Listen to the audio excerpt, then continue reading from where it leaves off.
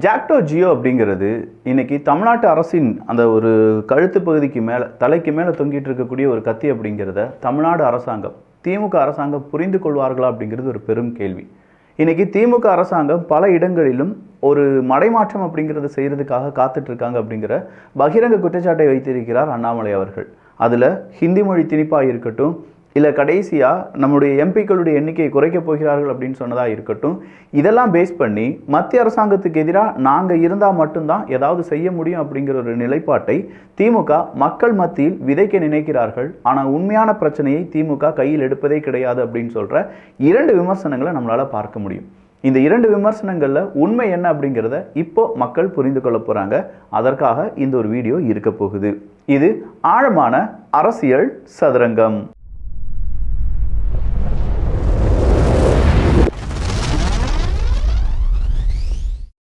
தமிழ்நாட்டில் நடக்கக்கூடிய பல விஷயங்கள்லாம் பற்றி பார்க்கும்போது நாமளும் மாதம் ஒரு 2000 ரூபாய் ஏதாவது சேவ் பண்ண முடியுமா அப்படின்னு கேட்டால் நிறைய என்எஃப்ஓ அறிமுகம் பண்ணியிருக்கோம். அதே மாதிரி இப்போ இன்னும் 2 தினங்கள் மட்டுமே இருக்கக்கூடிய ஒரு என்எஃப்ஓ இருக்குது. அதுதான் பிஎன்பி மெட்லைஃப்னுடைய 500 மொமெண்டம் 50 இண்டெக்ஸ் அப்படிங்கிறது. ஸோ நிஃப்டி 500 மொமெண்டம் 50 இண்டெக்ஸ் அப்படின்னு சொல்லும்போது டாப்பாக பெர்ஃபார்ம் பண்ணக்கூடிய 500 நிறுவனங்களில் 50 நிறுவனங்களை எடுத்து அந்த 50 நிறுவனங்களில் நம்ம போடக்கூடிய ஃபண்டு ப்ரீமியத்தினுடைய ஒரு பகுதியை இன்வெஸ்ட் பண்ணி அதுலேருந்து கிடைக்கக்கூடிய லாபம் நமக்கு கிடைக்கிறதுக்கான வாய்ப்புகள் இருக்குது. சொல்லப்போனால் எஃப்டி ஆர்டியை விட கூடுதலான பணம் நமக்கு இதன் வழியாக கிடைக்க அதிகமான வாய்ப்புகள் இருக்கின்றன. இந்த என்எஃப்ஓவினுடைய என்ஏவியை 10 ரூபாய்க்கு இந்த 28ஆம் தேதி பிப்ரவரி 28ஆம் தேதி வர மட்டும்தான் வாங்க முடியும். அதற்கான லிங்க் எல்லாமே கீழே டிஸ்கிரிப்ஷனில் கொடுத்துருக்கேன். பிஎன்பி மெட்லைஃபினுடைய ஏயுஎம் அப்படிங்கிறது ஒரு 50,000 கோடி ரூபாய் என்பதும், இந்த என்எஃப்ஓவினுடைய இண்டெக்ஸை நம்ம எடுத்து பார்த்தோம்னா கடந்த 10 வருடங்களில் 22.1%, கடந்த 5 வருடங்களில் 29.8% அதனுடைய ரிட்டர்ன்ஸ் தந்திருக்கு என்பதும் குறிப்பிடத்தக்கது. இது மட்டும் இல்லாம மாதம் பிரீமியத்தில் 120 மடங்கு நமக்கு லைஃப் கவர் இருக்கு அப்படிங்கிறதும் இதுல சிறப்பான அம்சம் தான். ஸோ மேலும் விவரங்களுக்கு கீழே இருக்கக்கூடிய லிங்கை யூஸ் பண்ணிக்கோங்க. டாக்ஸ் பெனிஃபிட் இருக்கு என்பதும் இங்கே கூடுதலான அட்வான்டேஜ். 63,000 ஆசிரியர்கள் இன்னைக்கு பணிக்கு செல்லவில்லையா அப்படிங்கிற ஒரு கேள்வி வரலாம்.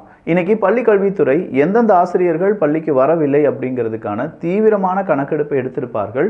நிச்சயமா அந்த ஆசிரியர்கள் கண்காணிக்கப்படுவார்கள் அப்படிங்கிற அந்த செய்தியை நீங்க பலரும் பார்த்திருப்பீங்க. உங்க வீட்டுக்கிட்ட ஒரு கவர்மெண்ட் ஸ்கூல் சொல்லிக் கொடுக்கக்கூடிய ஆசிரியர் இருக்காங்க, இல்லை நம்ம அப்பா அம்மா கூட ஒரு ஆசிரியராக இருக்கலாம், இல்லை நீங்க கூட ஒரு ஆசிரியராக இருக்கலாம். அப்படி இருக்கும் பட்சத்தில் இன்னைக்கு ஜாக்டோ ஜியோ நடத்தின இந்த போராட்டம், அது போராட்டம் அப்படின்லாம் சொல்ல முடியாது, ஜஸ்ட் ஒரு எச்சரிக்கையான விஷயத்தை இன்னைக்கு நடத்தியிருக்காங்க. அதில் அவங்க சொல்கிறது என்ன அப்படின்னு பார்த்தா, இத்தனை வருடங்கள் இதே மாதிரியான ஒரு அரசாங்கத்தை நாங்கள் பார்த்ததே கிடையாது. இதுவரை நாங்கள் பார்த்த முதலமைச்சர்களிலே சொன்னதை கொடுத்த வாக்குறுதியை நிறைவேற்றாத ஒரு முதலமைச்சர் இந்தியாவிலே ஒருவர் இருக்கிறார் என்று சொன்னால் மு.க. ஸ்டாலினை தவிர வேறு யாரும் இல்லை. இந்த 4 வருடங்களில் திமுக என்ன சொன்னாங்களோ அதை எங்களுக்கு செய்யவே இல்லை. இப்படி ஒரு முதலமைச்சர் இந்தியாவில் வேறு எங்கேயுமே இல்லை. நம்ம தமிழ்நாட்டில் தான் முதலமைச்சர் மு.க. ஸ்டாலின் அவர்கள் இருக்கிறார் அப்படின்னு சொல்கிற பகிரங்க குற்றச்சாட்டாக வைக்கிறார்கள். பொதுவாக திமுகக்காக அயராது உழைத்தவர்கள் ஆசிரியர்களும் அதே மாதிரி கவர்மெண்ட் ஸ்டாஃப்ஸ் அப்படின்னு சொல்லலாம். ஆனால் இந்த 2 பேருமே இன்னைக்கு திமுகக்கு எதிராக திரும்பி இருப்பது கண்டிப்பாக திமுகக்கு ஒரு கலக்கத்தை ஏற்படுத்தி இருக்கும். ஆனால் என்ன, திமுக இதை ஈஸியாக சால்வ் பண்ணிடுவாங்க. ஏன்னா அவங்கக்கிட்ட இருக்கக்கூடிய ஸ்ட்ராட்டஜி, அவங்கக்கிட்ட இருக்கக்கூடிய மீடியா பவர், இது இரண்டும் போதும் திமுக இந்த விஷயத்தெல்லாம் டைவெர்ட் பண்ணிட்டு புது விஷயத்தை மக்கள் மனதில் கொண்டு வருவதற்கு. அது என்ன புது விஷயம் அப்படின்னு கேட்டால், எம்பிக்களுடைய எண்ணிக்கையை குறைக்க போகிறாங்க. மக்கள் தொகையின் அடிப்படையில் எம்பிக்களுடைய எண்ணிக்கையில் 39 எம்பிக்கள் அப்படின்னு சொல்கிறது நமக்கு 31 குறைய போகிறது. வாருங்கள், அனைத்து கட்சி கூட்டத்துக்கும் நான் உங்களை அழைப்பு விடுக்கிறேன் அப்படின்னு சொல்லி முதலமைச்சர் மு.க. ஸ்டாலின் அவர்கள் சொல்கிறாங்க. ஆனால் இங்கே அனைத்து கட்சி கூட்டம் இதற்காக மட்டும்தான் கூட்டப்பட வேண்டுமா?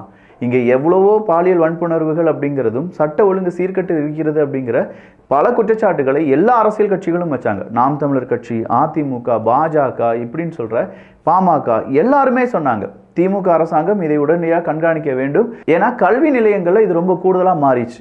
ஏகப்பட்ட குழந்தைகள், ஏகப்பட்ட ஆசிரியர்கள் கைது செய்யப்படுறாங்க, ஏகப்பட்ட குழந்தைகள் பாதிப்படைகிறார்கள், சின்ன சின்ன சிறார்கள் சிறைக்கு செல்ல வேண்டிய நிலைமை வருகிறது. இதுக்கெல்லாம் ஒரு அரசியல் கூட்டத்தை எல்லா அரசியல்வாதிகளும் எல்லா அரசியல் கட்சிகளும் வாங்க அப்படின்னு சொல்லி கூட்டியிருக்க வேண்டாமா? இப்போ எலெக்ஷன் ஸ்டண்டுக்காக மட்டும் திமுக இந்த கூட்டத்தை கூட்டப் போகிறது அப்படின்னு சொல்ற ஒரு விமர்சனத்தை வச்சிருக்காங்க. மக்களாகிய நீங்கள் என்ன நினைக்கிறீங்க? இவ்வளோ நாள் இந்த மாதிரியான வாங்க எல்லாரும் உட்காந்து பேசலாம் அப்படின்னு சொல்லி அனைத்து அரசியல் கட்சிக்கும் ஒரு அழைப்பை கொடுக்காத திமுக இப்போ மட்டும் இந்த அழைப்பை கொடுப்பதற்கான காரணம் என்ன? மக்களை மடைமாற்றம் செய்வதற்கு இரண்டு வழி ஈஸியாக இருக்கும். எப்போவுமே இந்த பிரச்சனையை திமுக இப்படி தான் அணுகுவாங்க அப்படிங்கிற காலங்காலமாக சொல்லக்கூடிய விஷயங்கள் இருக்குது. ஒன்று, ஆளுநரை பேஸ் பண்ணி மக்களை திசை திருப்புவார்கள், அப்படி இல்லைன்னா இந்தி திணிப்பு அப்படின்னு சொல்லி மக்களை திசை திருப்புவார்கள். மும்மொழி கொள்கையை இந்தி திணிப்பு தான் அப்படின்னு சொல்லி இன்னைக்கு பல இடங்களிலும் எங்கெல்லாம் ஹிந்தி இருக்கோ அதெல்லாம் கருப்பு மை கொண்டு அழித்து வருகிறார்கள் திராவிட முன்னேற்ற கழகத்தை சார்ந்தவர்கள். ஆனால் என்ன, இன்னைக்கு கொஞ்சம் பேர் என்ன செஞ்சுருக்காங்க, ஹிந்தி நினச்சி இங்கிலீஷெல்லாம் அழிச்சிட்டு இருக்காங்க. சார் அது ஆங்கிலம் சார், ஹிந்தி தெரியாது போடா அப்படின்னு சொன்னால் கூட பரவாயில்ல, ஹிந்தி என்னன்னு தெரியாதுப்பா அப்படின்னு சொல்கிறவங்க ஆங்கிலத்தை போய் அழிச்சது அப்படிங்கிறதுலாம் இன்றைக்கி ட்ரோல் மெட்டீரியலாக மாறிச்சு. இதே மாதிரி பல விஷயங்கள் இங்கே நடந்து வரும்போது நிறைய பேர் கைது செய்யப்படுறாங்க. சொல்லப்போனால் இப்போது மீண்டும் ஒரு மொழிப்போரை மத்திய அரசாங்கம் உருவாக்குகிறதா அப்படிங்கிற கேள்வியை நிருபர்கள் கேட்குறாங்க. ஆனால் உண்மையிலேயே இங்கே மொழிப்போர் அப்படிங்கிறதை உருவாக்குவது யார் அப்படிங்கிறது அந்த நிருபர்களுக்கும் தெரியும். ஆனால் என்ன, அவங்களால அந்த கேள்வியை கேட்க முடியாது. கேள்வியை கேட்டால் அவங்க அந்த டிவி சேனலில் ஒர்க் பண்ண முடியாது என்பதும் குறிப்பிடத்தக்கது. இன்னைக்கு மட்டுமே ஜாக்டோ ஜியோ அப்படிங்கிற இந்த போராட்டம், அவங்க நடத்தின போராட்டம் காரணமாக 48,000 ஆசிரியர்கள் பணிக்கு செல்லவில்லை. உயர்நிலை மேல்நிலை பள்ளியில் 15,000க்கும் அதிகமான ஆசிரியர்கள் பணிக்கு வரவில்லை. டோட்டலா 63,000 ஆசிரியர்கள் பணிக்கு வரவில்லை அப்படின்னு சொல்றாங்க. 63,000 ஆசிரியர்கள் பணிக்கு வரவில்லை அப்படின்னு சொல்லும்போது இந்த ஆசிரியர்கள் திமுகக்கு எதிராக திரும்பினா திமுக தாங்கும்னு நினைக்கிறீங்களா? வாய்ப்பே கிடையாது. ஏன்னா இவங்க எல்லாருமே பூத்தில் உட்காந்து வேலை பார்த்தவங்க. ஒவ்வொரு ஆசிரியர்களும் ஒவ்வொரு அரசாங்க ஊழியர்களும் திமுக ஆட்சிக்கு வர வேண்டும் அப்படின்னு சொல்லி ஒவ்வொரு வீடு வீடாக ஏறி இறங்கினவங்க. இவங்கெல்லாம் மனசு வச்சாங்கன்னா இங்கே பெரிய அளவு பிரச்சனை திமுகக்கு இருக்கும் அப்படிங்கிறதுல யாராலையுமே மாற்றுக்கருத்துலாம் சொல்ல முடியாது. அப்படிப்பட்ட நபர்கள் போராடினா போராடிட்டு போகட்டும் அப்படிங்கிற ஒரு மனநிலைமையில திமுக அவங்க கிட்ட பேச்சுவார்த்தையை நடத்தாமல் விட்டுட்டாங்களா? ஏன்னா இன்னைக்கு இந்த ஜாக்டோ ஜியோ அமைப்பை சார்ந்தவர்கள் என்ன சொல்றாங்க, மு.க. ஸ்டாலின் அவர்கள் அங்கே தான் இருந்தார், நாங்களும் அங்கே தான் இருக்கோம், ஆனால் எங்களை அவமானப்படுத்தும் விதமாக எங்ககிட்ட பேச்சுவார்த்தை நடத்துவதற்கு அவருக்கு மனசே இல்லை, அதனால பேச்சுவார்த்தையை நடத்தாமல் போயிட்டார் அப்படிங்கிற அந்த ஆதங்கத்தை வேற எங்கே போய் அவங்க கொட்டுவாங்க? ஸோ இங்கே சிக்கல்கள் அப்படிங்கிறது உருவாகி இருக்கின்றன. சில சிக்கல்கள் அரசியல்வாதிகளை உருவாக்கி இதுதான் உங்களுடைய சிக்கல், இது நீங்கள் சிக்கலாகவே பார்க்காதீங்க அப்படின்னு சொல்லி மடைமாற்றமும் செய்கிறார்கள். ஹிந்தி தான் சிக்கல், ஜாக்டோ ஜியோ பிரச்சனை கிடையாது அப்படின்னு சொல்லும்போது இங்கே அடுத்த சிக்கல் திமுக கொடுத்த வாக்குறுதி எத்தனை % நிறைவேற்றப்பட்டு விட்டது அப்படிங்கிறது தான். அஸ் அ காமன் பீப்புளாக நம்ம எல்லாருமே யோசிக்க வேண்டியது என்ன, 505 வாக்குறுதிகளை கொடுக்கிறார்கள். இந்த 505 வாக்குறுதிகளில் எத்தனை % நாங்கள் கம்ப்ளீட் பண்ணிட்டோம் அப்படிங்கிறது நமக்கு தெரியாது. ஏன்னா வாக்குறுதிகள் எழுதுனது மு.க. ஸ்டாலின் அவர்கள் தான், அதை நிறைவேற்றம் செய்வதற்கான கையெழுத்து போட போகிறது மு.க. ஸ்டாலின் அவர்கள் தான். இதை யார் சொல்லி காண்பிக்கிறாங்க அப்படின்னு பார்த்தீங்கன்னா அதிமுகவினுடைய ஐடி விங் செமையாக செய்ய ஆரம்பிச்சிட்டாங்க. அப்படி வச்சு செஞ்ச வீடியோவை இதோ உங்கள் பார்வைக்காக கொடுக்கிறேன். இன்னும் சொல்லுகிறேன், 199% இதுவரையில் நாம் நம் தந்த வாக்குறுதிகளை நிறைவேற்றி இருக்கிறோம். 2021 சட்டமன்ற தேர்தலுக்கு திராவிட முன்னேற்ற கழகத்தின் சார்பில் 505, அந்த 505 வாக்குறுதிகள்ல 389 வாக்குறுதிகளை நிறைவேற்றி இருக்கிறோம். 190% மேல் நிறைவேற்றி காட்டியிருக்கிறோம். போன வருடம் 99% முடிச்சிட்டோம். போன மாதம் 77%, இந்த வாரம் 97%. இதில் எது சார் உண்மை? எந்தெந்த வாக்குறுதிகள் கொடுத்தீங்க, எந்தெந்த வாக்குறுதிகள் நிறைவேற்றினீர்கள் அப்படிங்கிறதுல திமுகக்கே இவ்வளோ பெரிய சிக்கல் இருக்கா அப்படிங்கிற கேள்வி எல்லாருமே இப்போ பலரும் கேட்டுட்டு வராங்க. ஆனால் மக்களாகிய நீங்கள் தான் இது எல்லாமே கேள்வி கேட்கணும். ஏன்னா இன்னைக்கு இந்த அரசியல் கட்சியை பார்த்து கேள்வி கேட்கக்கூடிய நாம நாளைக்கு அந்த அரசியல் கட்சி பொய் சொன்னாலும் கேள்வி கேட்பாங்க அப்படிங்கிற அந்த பயம் அந்த அரசியல்வாதிகளுக்கு வரும். அதே மாதிரி நம்ம முன்னாடி வாக்குறுதிகள் அப்படின்னு சொல்லி ஒரு பெரிய புக்கை கொண்டு வந்துட்டு இதுதான் எங்களுடைய வாக்குறுதின்னு சொல்லி இனிமேல் எல்லாருமே ஓட்டு கேட்டு வருவாங்க. அப்படி ஓட்டு கேட்டு வரும்போது மக்கள் கேள்வி கேட்பாங்க அப்படிங்கிற பயம் இருந்தால் மட்டும்தான் நல்ல வாக்குறுதிகள், நிறைவேற்றப்படக்கூடிய வாக்குறுதிகளை அரசியல்வாதிகள் கொடுப்பார்கள். அப்படி இல்லைன்னா ஏரோப்ளேன் தாரேன், 4 ஷிப் உங்கள் பேரில் எழுதி தாரேன், ஒரு ஐலண்ட் உங்கள் பேரில் எழுதி தரேன் அப்படிலாம் சொல்லி வாக்குறுதிகள் கொடுப்பாங்க. மக்களும் நமக்கு ஒரு தீவு கிடைக்கும், நமக்கு 2 ஏரோப்ளேன் கிடைக்கும், நமக்கு ஒரு ஃபைட்டர் ஜெட்டு கிடைக்கும் அப்படிலாம் நினச்சிட்டு இருப்பாங்கயா. கொஞ்சம் பார்த்து தயவு செஞ்சு உங்களுடைய பவர், நம்ம யாரை செலக்ட் பண்ண போகிறோம், நம்முடைய தலைமுறைக்கு எப்படி அவங்க நல்லது செய்வாங்க, நமக்கு என்ன தீங்கு பண்ணியிருக்காங்க, எவ்வளவு பொய் பேசியிருக்காங்க, எவ்வளவு உண்மைக்கு புறம்பான விஷயங்கள், அது பொய்ன்னு சொல்ல முடியாது, உண்மைக்கு புறம்பானது அப்படின்னா உண்மை மாதிரியே இருக்கக்கூடிய சில விஷயங்களை நம்ம முன்னாடி சொல்லியிருப்பாங்க. தேவையில்லாமல் டைவெர்ட் பண்ணுறது யாரு, என்னென்ன பிரச்சனைகள் மாணவர்களுக்கானது, ஆனால் மாணவர்கள் பிரச்சனை இல்லாமல் அவங்க பிரச்சனையை மட்டும் பார்க்கக்கூடியதும், இங்கே இருக்கக்கூடிய போதை கலாச்சாரம், இங்கே இருக்கக்கூடிய டாஸ்மாக், இதெல்லாம் பற்றி ஒரு அரசியல்வாதி எப்படி எந்த நிலைப்பாடுடன் இருக்காங்க அப்படிங்கிறதெல்லாம் நீங்கள் கொஞ்சம் யோசித்து உங்களுடைய வாக்குகளை செலுத்துங்கள். கண்மூடித்தனமாக நான் அந்த காலத்துலேருந்தே இவங்களுக்கு தான் போடுவேன், எனக்கு 500 தந்துட்டான், 1000 தந்துட்டான். இன்னைக்கு பாருங்களேன், இன்னைக்கு கரூர்ல எல்லாமே ஏதோ 500 ரூபாய்க்கு பாத்திரம் அப்படிங்கிறத டிஸ்ட்ரிபியூட் பண்ண போறாங்களா. 89,000 வீடுகளுக்கு இந்த பாத்திரம் அப்படிங்கிறத டிஸ்ட்ரிபியூட் பண்ண போறதா தகவல்கள் வெளியாகி இருக்கிறது. அது செய்தியாகவே ஒரு ஊடகம் வெளியிட்டிருக்கிறார்கள். 500 ரூபாய் வச்சு 89,000 வீடுகள் அப்படின்னு சொல்லும்போது கொஞ்சம் யோசிச்சு பாருங்க, எவன் அப்ப வீட்டு சொத்து இதெல்லாம்? நம்ம காசுங்க, நம்ம வரிப்பணம். அரசியல்வாதிகளுடைய சொத்துலேருந்து அவங்க எதுவுமே தரல, அரசியல்வாதிகள் சம்பாதிச்சுலேருந்து அவங்க எதுவுமே தரப்போகிறதும் கிடையாது. நம்ம வரி பணத்தை சென்ட்ரல் கவர்மெண்ட் தரலன்னு சொல்லி இந்த ஸ்டேட் கவர்மெண்ட்ல இருக்கக்கூடிய அரசியல்வாதிகள் என்ன செய்கிறாங்கன்னா, இலவசம் அப்படிங்கிற பெயரில் நம்ம காசெல்லாம் விரயமாக்குறாங்க. யார் யாருக்கு உண்மையான உதவி வேணுமோ அவங்களுக்கு உதவி போகிறதே கிடையாது. யார் யாருக்கு தேவையில்லாத உதவிகள் வேணுமோ அவங்களுக்கு எல்லாத்துக்குமே உதவிகள் மேலே உதவிகள் செஞ்சுக்கிட்டே இருக்காங்க. இன்னைக்கு நம்ம பணம் எல்லாமே நல்லா இருக்கு, நம்ம அரசியல்வாதிகள் நம்மளை நல்லா வச்சுக்கிறாங்க அப்படின்னு சொல்லும்போது மதுப்பிரியர்களுடைய போராட்டம் இன்னைக்கு ஒன்று நடந்துச்சு. ஒரு பாட்டிலுக்கு 20 ரூபா 30 ரூபா எக்ஸ்ட்ரா வாங்குறான், 40 ரூபா எக்ஸ்ட்ரா வாங்குறாங்க அப்படின்னு சொல்லும்போது இதுதாயா இந்த உலகத்திலேயே மிகப்பெரிய ஸ்கேம். ஒரு போதை ஆசாமிக்கு 1ன்னு காண்பித்தா 2ன்னு பேசுவான், 2ன்னு காண்பித்தா 4ன்னு பேசுவான். அவங்க ஒரு சுய சிந்தனையுடன் இருப்பாங்களா அப்படின்னு பார்த்தா திரும்ப திரும்ப பேசிக்கிட்டே இருப்பாங்க. சொன்னதையே பலமுறை சொல்லுவாங்க, அழுவாங்க, சிரிப்பாங்க. அப்படி தன் நிலைமை என்ன அப்படிங்கிறதே புரிந்து கொள்ளாத ஒரு மனிதனிடம் இருந்து 20 ரூபா 30 ரூபா ஆட்டை போடுறது அப்படிங்கிறத எப்படி சொல்ல முடியும்? ஊழல்னு சொல்லவா, எச்சத்தனம் அப்படின்னு சொல்லவா, இல்லை கன்றாவி, இதுக்கு பேர்லாம் வைக்கவே முடியாது. அப்படிப்பட்ட விஷயங்களை தாங்க இந்த டாஸ்மாகில் செஞ்சிட்டு இருக்காங்க. வேற ஒன்றுமே இல்லை. கொடூரம் என்ன தெரியுமா? நம்ம ஒரு மனப்பிறழ்வு இருக்கக்கூடிய ஒரு பெண்ணை 2 பேர் போய் வன்புணர்வு பண்ணுறாங்கன்னு வச்சுக்கோங்களேன். அந்த பெண்ணுக்கு என்ன நடக்குதுன்னு தெரியாது. ஆனால் நமக்கு பார்க்குறவங்களுக்கு நமக்கு தெரியும். ஐயோ, ஒரு பிஞ்சு குழந்தையாக இருக்கட்டும், இல்லாட்டி மனப்பிறழ்வு அடைந்த ஒரு பெண்ணாக இருக்கட்டும், பதறுவோம் கிடந்து. அவங்களுக்கு என்ன தெரியும், அவங்களை பிடிச்சி இப்படி செஞ்சிட்டாங்களேன்னு சொல்லி. அதே ஒரு நிலைமை தான் இங்கே இருக்கக்கூடிய நபர்களை போதைக்கு அடிமையாக்கிட்டாங்க. போதைக்கு அடிமையாக்கினது இல்லாமல் அவங்களால அந்த போதை இல்லாமல் இருக்கவே முடியாது அப்படிங்கிற நிலைமைக்கு கொண்டு வந்துட்டாங்க.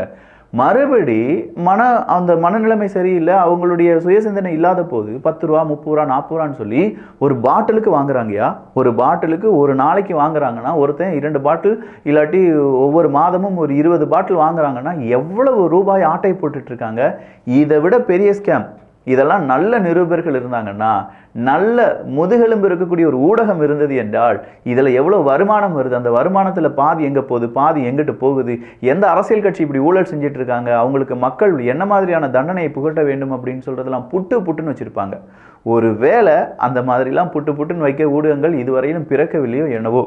நம்மள மாதிரியான யூடியூபர்ஸ் தான் இதெல்லாம் பேசிகிட்டு இருக்கோமே தவிர மெயின் ஸ்ட்ரீம் மீடியா என்ன தெரியுமா பேசிகிட்டு இருப்பாங்க? டிராகன் நல்லா இருக்கா, நீக்கு நல்லா இருக்கா, இல்லை அது வேற முன்மொழிவு ஜெயலலிதா அவர்கள் தேவையே இருக்காது. நமக்கு மக்களுக்கு என்ன வேணும் அப்படிங்கிறதே அவங்களுக்கு தெரியலையா? இல்லை மக்கள் இதை பார்த்தா போதும், முட்டாள் மக்களுக்கு நாம ஏன்டா நல்ல அறிவாளியான செய்திகளை கொடுக்க வேண்டும் அப்படிங்கிறத நினைக்கிறாங்களோ என்னவோ. பெரிய பெரிய நெறியாளர்கள் இருக்காங்க, ஆசிரியர்கள், மிக முக்கியமான ஆசிரியர்கள் இருக்காங்க. ஆனால் எல்லாருமே ஒவ்வொரு கட்சிக்கும் கூஜா தூக்கக்கூடிய நபர்களாக இருக்குமாயின் எங்கள் ஏழை மக்களுக்கும், எங்கள் தாய் தகப்பனுக்கும், எங்களுடைய அண்ணன் தங்கை சகோதரி மாமா மச்சானுக்கும் நல்ல செய்திகளை கொடுப்பது யார்? அந்த நல்ல செய்தி அப்படிங்கிறது தானே எல்லாருமே ஏங்கக்கூடியது. என்ன நாட்டில் என்ன நடக்குது, உண்மை என்ன அப்படிங்கிறத தெரிந்து கொள்ள வேண்டும். ஒரு மனிதனுடைய முக்கியமான ஒரு விஷயம். அந்த காலகட்டத்திலேருந்து இந்த காலகட்டம் வரை எல்லாருமே, வயசானதுலேருந்து நம்ம எல்லாருமே செய்கிறது என்ன, ஒரு 10 நிமிஷம் நியூஸ் கேட்போம், ஒரு அரை மணி நேரம் நியூஸ் கேட்போம் அப்படிங்கிறது தான். ஆனால் அதுலேயே இவ்வளவு போலிகள் வந்த பிறகு நியூஸ் மீடியா மேலெலாம் மக்களுக்கு இன்னும் 5 வருடத்தில் நம்பிக்கை இருக்குன்னு நினைக்கிறீங்க?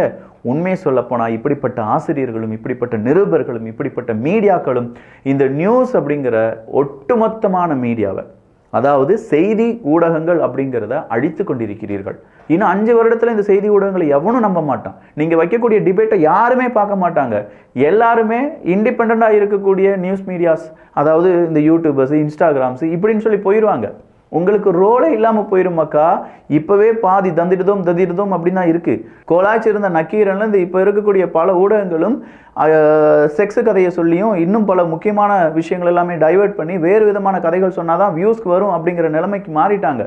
அரசியல் சதுரங்கம் அப்படிங்கிற சேனலையும் நீங்கள் வேற ஒரு நல்ல நியூஸ் மீடியாவினுடைய சேனல் வியூஸையும் எடுத்து பாருங்கள். நம்ம சேனலுக்கு ஒரு 2 லட்சம் ஓடக்கூடிய அதே செய்தி அந்த சேனலுக்கு வெறும் 10,000 20,000 தான் ஓடும். காரணம் என்னன்னா, மக்கள் அந்த ட்ரஸ்ட், அந்த நம்பிக்கை இழந்து வருகிறார்கள் உண்மையான நியூஸ் மீடியா மீது. அதை ரீகெயின் பண்ணுறது அப்படிங்கிறதுலாம் ரொம்ப பெரிய விஷயம். ஒரு தடவை நம்பிக்கை இழந்து விட்டோம் அப்படின்னு வச்சுக்கோங்களேன், அதை திரும்ப பிடிக்கிறதுலாம் ரொம்ப கஷ்டம். நியூஸ் மீடியா கொஞ்சம் பார்த்து சூதானமாக இருந்துக்கோங்கயா. ஏன்னா இந்த நியூஸ் மீடியான்னு சொல்றதுக்கு இன்னொரு காரணமும் இருக்குங்க. நாம் தமிழர் கட்சியை விட்டு ஒரு நபர் சின்னதாக ஒரு பியூன் வேலை பார்த்துட்டு இருந்தவர் நாம் தமிழர் கட்சியில் சேர்றாரு. அவர் நாம் தமிழர் கட்சியில் சேர்ந்து 2 தினங்கள் தான் இருக்கும். இன்னொருத்தர் ஒரு IAS அதிகாரி நாம் தமிழர் கட்சியில் சேர்றாரு, அவரும் சேர்ந்து ஒரு 2 தினங்கள் தான் இருக்கும். அப்படின்னா இந்த IAS அதிகாரி விலகி போகிறார்னு வச்சுக்கோங்களேன் நாம் தமிழர் கட்சியை விட்டு, அது ஒரு பெரிய நியூஸ் கார்டாக போடுவாங்க. இன்னொருத்தர் அடிமட்ட தொண்டனாக இருந்து ஒரு 2 தினங்களை விலகி போனாலும் அது ஒரு பெரிய நியூஸாக போடுவாங்க. அதாவது யார் விலகி போனாலும் எந்த லெவலில் இருந்தாலும் அதை பெரிய டைட்டில் கார்டாக மாற்றி நாம் தமிழர் கட்சி உடைகிறது அப்படின்னு சொல்லி ப்ரொபகண்டா பரப்பக்கூடிய நியூஸ் மீடியாக்கள் இன்னைக்கு சீமானவர்கள் வீட்டு மீது பெட்ரோல் குண்டுகளை வீசக்கூடிய நபர்கள் ஒரு 10 பேர் அரெஸ்ட் பண்ணியிருக்காங்களே காவல்துறை அதிகாரிகள். இதை பற்றி மீடியா யாராவது டிஸ்கஸ் பண்ணுனாங்களா இல்லையா?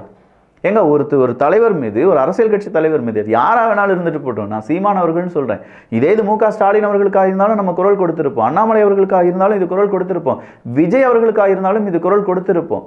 ஒரு அரசியல் தலைவர் மீது, ஒரு கொள்கை பரப்புரை செய்யக்கூடிய ஒரு நபர் மீது நாங்கள் பெட்ரோல் கொண்டு வீச போனோம், எதுக்காக நீங்கள் வீச போனீங்க அப்படின்னு கேட்டால் கோர்ட் இன்னும் அவர் அரெஸ்ட் பண்ணாமல் இருக்குது, அதனால் நாங்கள் அவர் மீது பெட்ரோல் கொண்டு வீச போனோம் அப்படின்னு சொல்லி பெரியார் இயக்கத்தை சார்ந்தவர்கள் இன்னைக்கு அரசு செய்யப்படுகிறார்கள். ஸோ கோர்ட் அரெஸ்ட் பண்ணலன்னா நீங்கள் பெட்ரோல் கொண்டு வீசுவீங்க.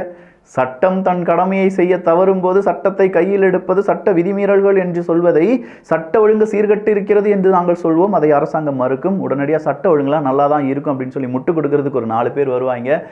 எல்லாம் விதியா? விதி. அதுக்கு நிறைய பேர் கேட்டிருக்காங்க. இடும்பவனம் கார்த்திக் அவர்கள் வந்து எல்லாருமே கேட்குறாங்க, ஒருவேளை ராமகிருஷ்ணன் வீட்டில் பெட்ரோல் கொண்டு வீச முயன்றதாக நாம் தமிழர் கட்சியினர் இந்நேரம் கைது செய்யப்பட்டிருந்தால் இந்த பெரியாரியவாதிகளும் முற்போக்காளர்களும் சனநாயகவாதிகளும் நடுநிலைவாதிகளும் பத்திரிகையாளர்களும் எப்படியெல்லாம் வானத்துக்கும் பூமிக்கும் டபோ டபோ டபோ டபோன்னு குதிச்சிருப்பாங்க. ஆனால் இப்போது கனத்த அமைதி மட்டுமே நிலவுகிறது. அத்தனை பேரும் குறைந்தபட்ச கண்டனம் கூட இல்லாமல் கள்ள மௌனத்தோடு கடந்து போகிறார்கள் என்றால் இவர்களின் யோக்கியத்தை தெரிந்து கொள்ள வேண்டியதுதான் அப்படின்னு சொல்லியிருக்காங்க. நியாயமானது தானே? நியாயத்தை மனசாட்சி தொட்டு சொல்லுங்க. நீங்க எந்த அரசியல் கட்சி சார்ந்தவங்க, எந்த மதம், எந்த ஜாதி, என்ன வேணாலும் இருந்துட்டு போட்டும். ஏன்னா இப்போ இது எல்லாம் தான் பெருசா பேசப்படுது. நான் இப்போ பேசுகிறேன்னா எனக்குன்னு ஒரு நரேட்டிவை நிறைய பேர் செட் பண்ணி வச்சிருக்காங்க. இவன் பிஜேபி சார்பாக பேசுவான், இவன் நாம் தமிழர் கட்சி சார்பாக பேசுவான், இவன் விஜய் மக்கள் கட்சி சார்பாக பேசுவான், இவன் திமுகக்கு எதிராக பேசுவான், இப்படின்னு சொல்கிற ஒரு நரேட்டிவை ஒரு 4-5 பேர் சேர்ந்து செட் பண்ணி வச்சிருக்காங்க. ஸோ பார்க்கக்கூடிய மனநிலைமை எப்படி இருக்கும், இவன் இப்படி தான் பேசுவான்னு சொல்லி இருக்கும். ஆனால் நான் என்ன கேட்குறேன்னா, ஓகே நீங்கள் என்னை பற்றி என்ன வேணாலும் தப்பாக நினச்சிக்கோங்க, ஆனால் நான் சொல்லக்கூடிய செய்திகளில் எவ்வளவு உண்மை இருக்குது. இதே விஷயத்த ஸ்டாலின் அவர்களுடைய வீட்டுக்கு வேற வேண்டாம், அதுக்கு கீழே திருமாவளவன் அவர்களுடைய வீட்டுக்கு எதிராக ஒரு பெட்ரோல் குண்டு வீசுறதுக்கு ஒரு 10 பேர் கிளம்பி போறாங்க, அவங்க கையிலேருந்து பெட்ரோல் குண்டை நீங்கள் காவல்துறை அதிகாரிகள் பறிமுதல் செஞ்சிருக்காங்க அப்படின்னு சொல்ற ஒரு செய்தி வெளியானது என்றால் எவ்வளவு பெரிய நியூஸ். ஆனால் இது அது நியூஸே இல்லாமல் போயிட்டு இருக்கே. காரணம் என்ன? ஓட்டு போயிருமையா? நாம் தமிழர் கட்சிக்கு கொஞ்சம் பேர் இப்போ ஓட்டு போட்டுட்டு இருக்காங்க.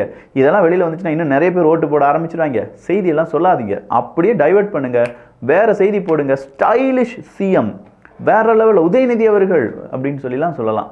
வேற ஒன்றும் இல்லை, அன்பில் மகேஷ் அவர்கள் நேற்று சூப்பர் ஸ்டார் அவர்களை சந்தித்ததாக ஒரு புகைப்படம் ரொம்ப வைரல், சூப்பராக இருந்துச்சு. ஓகே, எனக்கும் சூப்பர் ஸ்டார் ரஜினிகாந்த் அவர்களை பார்க்க வேண்டும் ரொம்ப ஆசை. யாராவது சூப்பர் ஸ்டார் ரஜினிகாந்த் அவர்களுடைய வீட்டுக்கிட்டலாம் இருந்தீங்கன்னா சொல்லி அனுப்புங்க, நான் தீவிரமான ஃபேன். நான் அது ஒரு பர்சனல் ரெக்கமெண்டேஷன். இதை நான் இங்கே சொல்கிறதுக்கான காரணம் இருக்குது.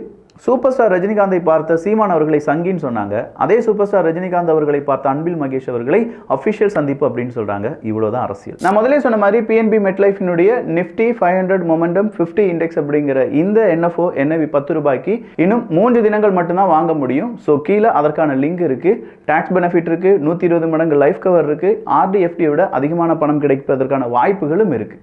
தேவையான நபர்கள் கீழே இருக்கக்கூடிய லிங்கை யூஸ் பண்ணி உங்களுடைய டவுட்லாம் கிளியர் பண்ண பிறகு தேவையான இன்வெஸ்ட்மெண்ட் பண்ணிக்கோங்க. நல்லதை பகிர்ந்து நல்ல சமுதாயத்தை உருவாக்குவோம். நன்றி, வணக்கம்.